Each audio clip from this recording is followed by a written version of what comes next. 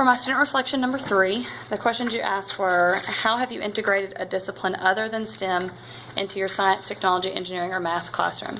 So I teach math, and one way that we've really kind of integrated a little bit of the arts this year is we're doing vocab projects. So the students get a list to choose from.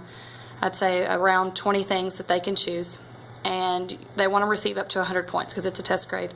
So they could do something simple like make note cards for 25 points, or they could do a Prezi for 75 points, or write a short story, or make a song or rap video, or they can make a game, or make a comic strip for 100 points, and there's several things in between. So that way it kind of lets them explore their creative side and have a little bit of choice in the matter.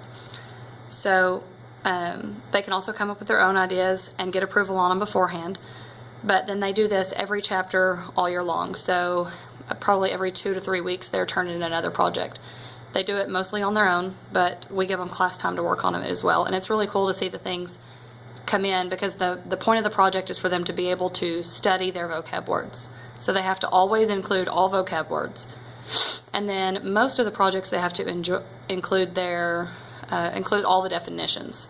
But like on the short story and things like that, they have to be able to implement the words into the story where it makes sense. Because like I said, the point of the project is to be able to study for the words, and that's part of the grade on the rubric at the end. Number 2, how important do you believe the integration of STEM with the fine arts should be? I think it's pretty important for the kids to experience that in with your core classes. But at the same time, as a teacher perspective, it's going to be pretty hard to do, because I'm not a very creative person. I kind of think a little bit of that is because we didn't have the experience, we didn't have the ability to do that when I was in school. Like, the arts were not emphasized at all. So I think if we did more STEAM, then the kids would be more comfortable being creative, trying new things, you know, feel more open coming up with ideas. And then you asked us to take a photograph of something in your life that you see every day. Briefly describe how you could hypothetically teach a STEAM lesson on that something that we took a picture of. So I took a picture of my yard, and I would show it to you, but it's on my phone, and that's what I'm doing this recording on. So just my plain yard. And what I thought about was I could have the kids design flower beds that would fit around my house. I'd give them, of course, the measurements of the sides of my house and things like that. And it would entail them telling me what supplies to buy, what sizes to buy, of course, because they need to incorporate that best buy. I don't want to get a whole bunch and have a whole lot left over, so I want to get as much as I need with as little left over as possible. Things like dirt, fertilizer,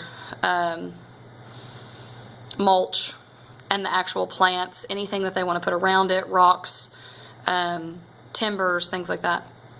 And so have them come up with all this, figure out the sizes, and have them, when they get finished with the idea, draw blueprints for the final results, including, you know, where the flower beds would go, what they would look like, where the things would be planted, and tell me what's going to be planted. So that would kind of incorporate science a little bit, you know, tell me what I need to plant based on where the sun is, how much rain it gets, what our weather's like. I just thought that'd be a cool idea, because that'd be a whole lot of things. That'd be your drawing, your science, your math, your engineering. I don't know, sounds like a good project to do. So thank you very much. Have a good day.